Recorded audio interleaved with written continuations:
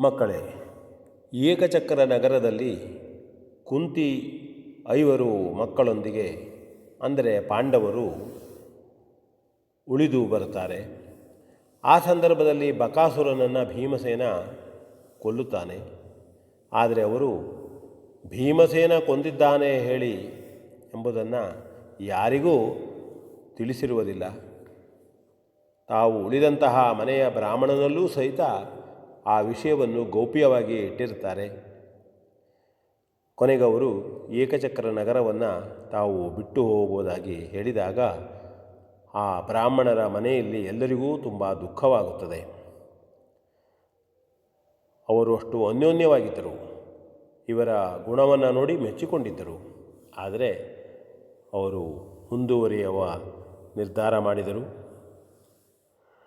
ಅದೇ ಸಂದರ್ಭದಲ್ಲಿ ಅವರಿಗೆ ದ್ರುಪದ ರಾಜ ಅಂದರೆ ಪಾಂಚಾಲ ದೇಶದ ಅರಸು ತನ್ನ ಮಗನ ಮಗಳಾದಂತಹ ದ್ರೌಪದಿಯ ವಿವಾಹವನ್ನು ಸ್ವಯಂವರವನ್ನು ಇಟ್ಟಿದ್ದಾನೆ ಎನ್ನತಕ್ಕಂಥ ವಿಷಯ ತಿಳಿಯಿತು. ಅವರು ಅಲ್ಲಿಗೆ ಹೋಗುವುದಕ್ಕೆ ನಿರ್ಣಯ ಮಾಡಿದರು. ಅವರು ಬ್ರಾಹ್ಮಣ ವೇಷವಾಗಿ ಹೋಗ್ತಾ ಇರುವಾಗ ಅನೇಕ ಬ್ರಾಹ್ಮಣರು ಅತ್ತ ಕಡೆ ಅಂದರೆ ಪಾಂಚಾಲ ದೇಶದ ಕಡೆ ಹೋಗ್ತಾ ಇದ್ದವರು ಮಾತಾಡ್ತಾ ಇದ್ದರು. ಇವರೂ ಕೂಡ ಅನೇಕ ವಿಷಯಗಳನ್ನು ಮಾತನಾಡಿದರೂ ಯಾರಿಗೂ ಇವರು ಕ್ಷತ್ರಿಯರು ಹೇಳತಕ್ಕಂತಹ ಸಂಶಯ ಸಹಿತ ಬರೋದಿಲ್ಲವಾಗಿತ್ತು. ಹಾಗೆ ಅವರು ಹೋಗ್ತಾ ಇರುವ ಸಂದರ್ಭದಲ್ಲಿ ಮಧ್ಯರಾತ್ರಿಯ ಸಂದರ್ಭ ಒಮ್ಮೆಲೆ ಒಬ್ಬ ಬಂದು ತಮ್ಮ ಅನೇಕ ಅನುಯಾಯಿಗಳೊಂದಿಗೆ ಪಾಂಡವರನ್ನು ತಡೆಯುತ್ತಾನೆ ಮತ್ತು ಹೇಳ್ತಾನೆ, ಯಾರು ನೀವು? ನಮ್ಮ ಸಮಯ ಇದು. ಮಧ್ಯರಾತ್ರಿಯ ನಂತರದಲ್ಲಿ ಅಂದರೆ ಗಂಧರ್ವರು ಓಡತಕ್ಕಂಥ ಸಮಯ ಅಂತ, ನಮ್ಮ ಸಮಯ ಇದು, ನೀವ್ಯಾಕೆ ಬಂದಿದ್ರಿ ಎಂಬುದಾಗಿ ಕೇಳಿ ಇವರನ್ನು ತುಡುಗುವುದಕ್ಕೆ ಶುರು ಮಾಡ್ತಾರೆ. ಬಾಣ ಬಿಲ್ಲುಗಳನ್ನು ಇವರ ಮೇಲೆ ಪ್ರಯೋಗ ಮಾಡ್ತಾರೆ.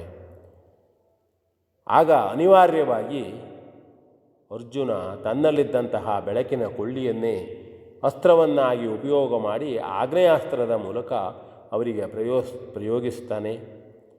ಅವರೆಲ್ಲರೂ ತುಂಬ ಶಿಕ್ಷೆಗೊಳಗಾಗ್ತಾರೆ. ಅವರನ್ನು ಆಗ್ನೇಯಾಸ್ತ್ರ ಸುಡ್ತಾ ಇರ್ತದೆ. ಆಗ ಎಲ್ಲರೂ ಹೋಗಿ ತಮ್ಮದು ತಪ್ಪಾಯಿತು ಎಂಬುದಾಗಿ ಹೇಳಿ ಕುಂತಿದೇವಿಯ ಕಾಲಿಗೆ ಬಿದ್ದು ತಮ್ಮನ್ನು ರಕ್ಷಿಸಬೇಕು ಎಂಬುದಾಗಿ ಕೇಳಿಕೊಳ್ತಾರೆ. ಆಗ ಧರ್ಮರಾಜ ಹೇಳ್ತಾನೆ, ಅರ್ಜುನ ನಿಲ್ಲಿಸು, ಶರಣಾದವರ ಮೇಲೆ ನಾವು ಬಾಣ ಪ್ರಯೋಗವನ್ನಾಗಲಿ ಯುದ್ಧವನ್ನಾಗಲಿ ಮಾಡಬಾರದು, ಅವರು ಶರಣಾಗಿದ್ದಾರೆ ಅಂದ ಕೂಡಲೇ ಅಣ್ಣನ ಮಾತಿಗೆ ಕಿವಿಗೊಟ್ಟಂತಹ ಅರ್ಜುನ ಬಾಣಪ್ರಯೋಗವನ್ನು ನಿಲ್ಲಿಸ್ತಾನೆ.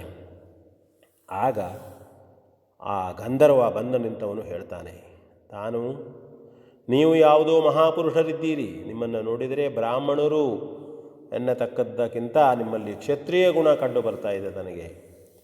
ನೀವು ಯಾವುದೋ ಮಹಾಪುರುಷರು, ನಮ್ಮನ್ನು ಕ್ಷಮಿಸಬೇಕು ಎಂಬುದಾಗಿ ಕೇಳ್ತಾನೆ. ಅಲ್ಲದೆ ತಾನು ಅಂಗಾರಪರ್ಣ ಎನ್ನತಕ್ಕಂತಹ ಗಂಧರ್ವ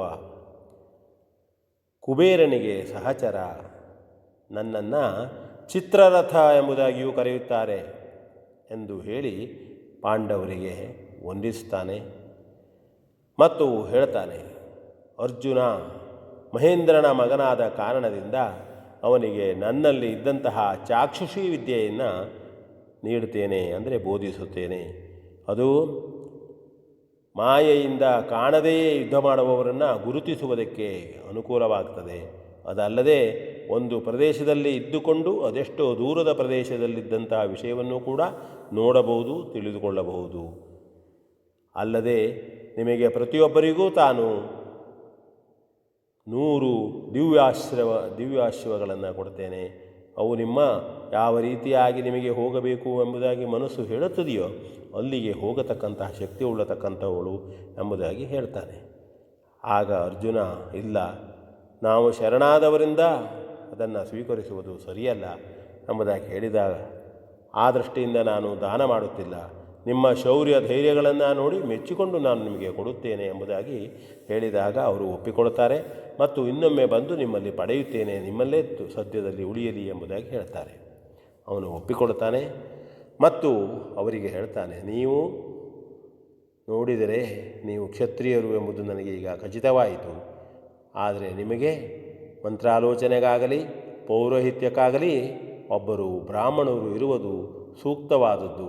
ಆದ್ದರಿಂದ ಇಲ್ಲಿಯೇ ಸಮೀಪದಲ್ಲಿ ಉತ್ಕೋಚ ಎನ್ನತಕ್ಕಂತಹ ಸ್ಥಳದಲ್ಲಿ ಧೌಮ್ಯರೆಂಬವರು ಇದ್ದಾರೆ. ಅವರು ಮಹಾಪ್ರಾಜ್ಞರು, ಸುಸಂಸ್ಕೃತರು, ಸಜ್ಜನರು, ಮಹಾಮೇಧಾವಿಗಳು, ಜ್ಞಾನಿಗಳು. ಅವರನ್ನು ನೀವು ದರ್ಶನ ಮಾಡಿ ಅವರನ್ನು ನಿಮ್ಮ ಪೌರೋಹಿತ್ಯರನ್ನಾಗಿ ಮಾಡಿಕೊಂಡರೆ ನಿಮಗೆ ಮುಂದೆಯೂ ಒಳ್ಳೆಯದಾಗ್ತದೆ ಎಂಬುದಾಗಿ ಹೇಳಿ ತಾನೂ ಕೂಡ ತಮ್ಮ ಸ್ಥಳಗಳಿಗೆ ಹಿಂದಿರುಗುತ್ತೇವೆ ಎಂಬುದಾಗಿ ಹೇಳಿ ಹೋಗುತ್ತಾನೆ. ನಂತರದಲ್ಲಿ ಅವರು ಧೌಮ್ಯಾಶ್ರಮದ ಕಡೆಗೆ ಕುಂತಿ ಮತ್ತು ಇವರು ಭೀಮಾರ್ಜುನ ನಕುಲ ಸಹದೇವರು ಹೋಗುತ್ತಾರೆ. ಇದು ಕೂಡ ಮಹಾಭಾರತದಲ್ಲಿ ಬರತಕ್ಕಂತಹ ಕತೆ, ತಿಳಿದುಕೊಳ್ಳೋಣ ಅಂತ ಹೇಳ್ತಾ ವಿ ಎನ್ ಭಾಗವತ್, ಬರಬಳ್ಳಿ.